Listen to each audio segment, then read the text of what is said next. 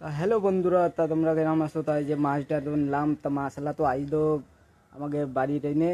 তা দেখি মাছটা তো শুনি, তাই যে কি মাছটা দেখো। তা চলো আর কি দিয়ে রান্ধে তাও দেখাই। মা এই যে কি মাছ? চিলা মাছ। তা এটা নিলাম। তা মা আজকে কি দিয়ে রান্ধা হবে? কচুর মুই রান্ধবানে, এই যে কচুর মুই। তা কসুর মুচ তো আমি খাইনি, খালি মানে বাড়ির মানুষরা সবাই খায়, তা আমি খাইনি। লেকিন ঝোলটা খাতে বহুত মজা আসে। তো চলো তা রান্নাটা দেখাই। কচুর মুইগুলো পরিষ্কার করে ধুয়ে নি, নিয়ে তারপরে সেদ্ধটা বসাই দেবো। নাইলে এই মাটি না, মাটি হলো সেদ্ধ করার সময় ঢুকে যায়। কচুর মুইগুলো সেদ্ধ বসাই দিয়ে তারপরে মাছগুলো কাটবো।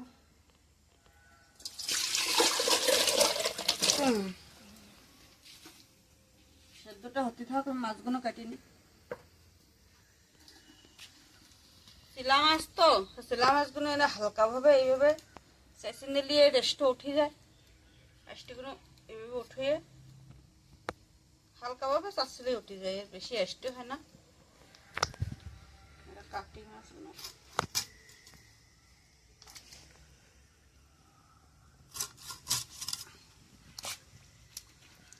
চিলা মাছ এইরকমই কমই হয়।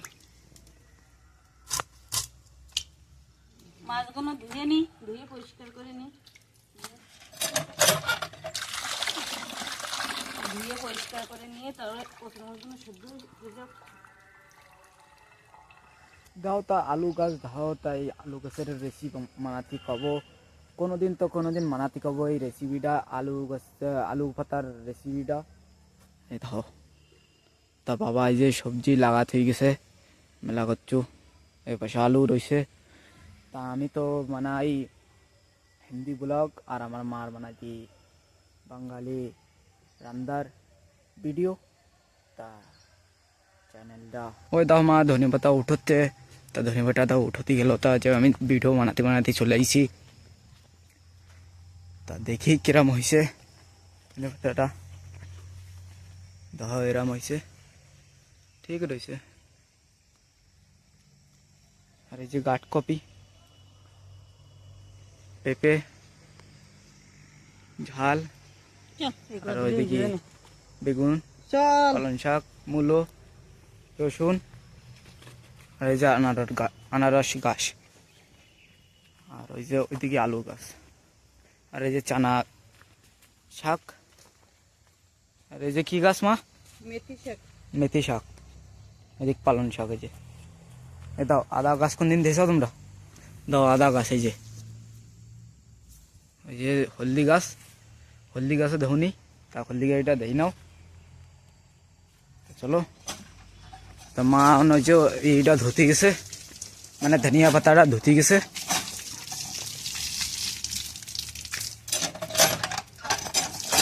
সমস্ত মশলা গোছাই নিয়ে আসি রান্নার জন্য। দেখো কি কি পড়বে রান্নাতে। করে গোলমরিচ, একটা ইলাচি, করে ধনে, জিরে, হলদি, লবণ, ঝালের গুঁড়ি, সরষের তেল, তেজপাতা, কাঁচা ঝাল, ধনে পাতা। তাই এইভাবে পুরো লাস্টটা দেখো কিভাবে রান্নাটা করি। এইভাবে রান্নাটা আপনারা করে খাবেন। তা কড়াইটা গরম হতে হতে আমি কচুর মুড়িগুলো সাতক্ষণ বেছে নিই। কড়াইটা গরম হয়ে গেছে, সরষের তেল দিয়ে দিই। মাছের নুন হলুদ লাগাই নি।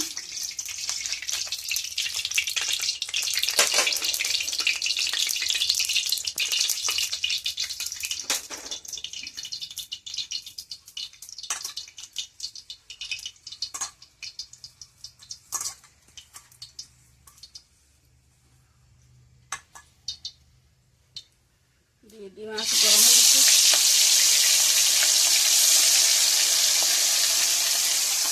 ঝিলা মাছ একটু তেল গরম করেই মাছগুলো ছাড়লে মাছগুলো হবে না, ভালো করে গরম করে দিচ্ছে।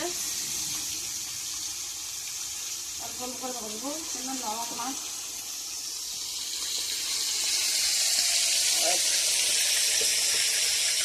বাড়তে থাকে। শিলা মাছগুলো ভাজা একটু হয়ে গেছে, উল্টে দিচ্ছে আর একটু তবে এইভাবে তেল গরম করে নিলে কত সুন্দর মাছগুলো একটু ভাঙে না, কত সুন্দর ভাজা হয়। তেলটা ভালো করে গরম করে নিচ্ছি আর এই মাছগুলো একটু ভাঙে না। শিলা মাছ এমনিতে একটু নরম হয়। মাছ ভাজাগুলো হয়ে গেছে, পুরোটাই হয়ে গেছে, সব প্রকার হয়ে গেছে মাছ ভাজা। রান্নাটা উঠে দিই, কেন কটা রয়েছে কখনোই পাচ্ছি না, এখন আগে পুরো বেশিনি। কটা রয়েছে হচ্ছে তেল দিয়ে দেবো, ওই তেলে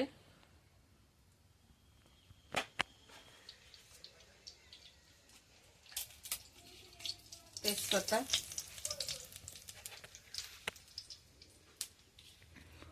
জিরে,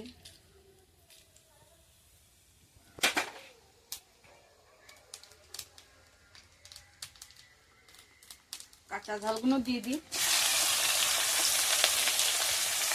এইভাবে কাঁচা ঝালগুলো ভেজে দিলি ভালো লাগে থাকি, গ্রাম লাগে হলো।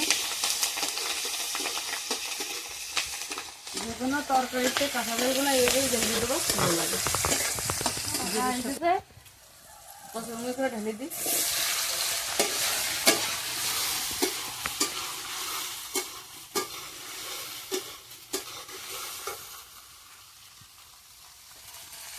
হলদি, লবণ,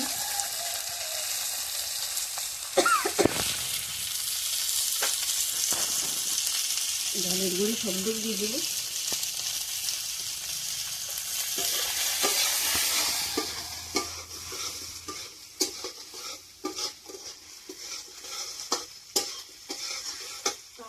জল নিয়ে আসি।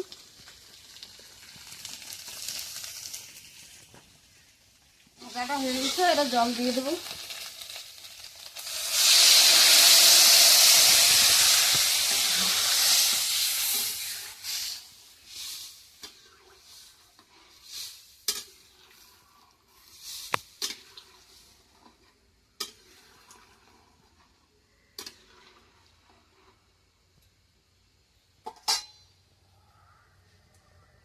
জল দিয়ে দিছি, ঢাকা দেবো না, সেদ্ধ কচুর মুখে এমনি হয়ে যাবে।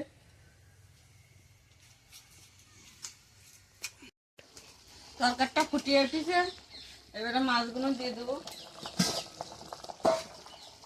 মাছগুলো দিয়ে দেবো, মাছগুলো দিয়ে দিলাম। মশলাটা বাটি নিয়ে আসি।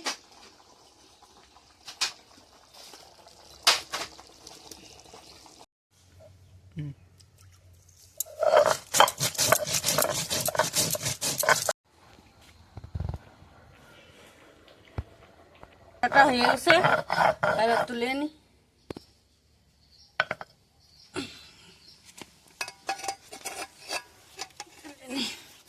তরকারিটা হয়ে গেছে, আর মশলাটা দিয়ে দিই, গরম মশলাটা বাটি নিলাম, দিয়ে দিই।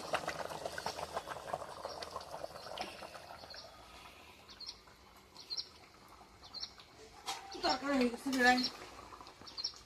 ফ্রাই তো পুরো হয়ে গেছে। কচুর মুখ তরকারি একটু ঝোল থাকতে নামাবো, নাই তো আইটি যাবে পুরো। তরকারিটা পুরো হয়ে গেছে, এরা নামাই।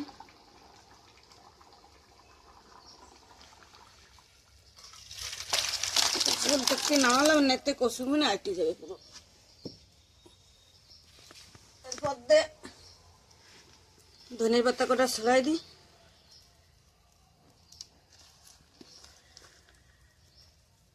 ঠান্ডার সময় একটু ধনের পাতা দিলে ভালো লাগে তরকারি, গরমের সময় তো থাকে না। ঠান্ডার সময়, গরমের সময় পাওয়া যায়, লেকিন সেখন তো ভালো লাগে না, এখনই দিলে ভালো লাগে, ঠান্ডার সময় ভালো লাগে।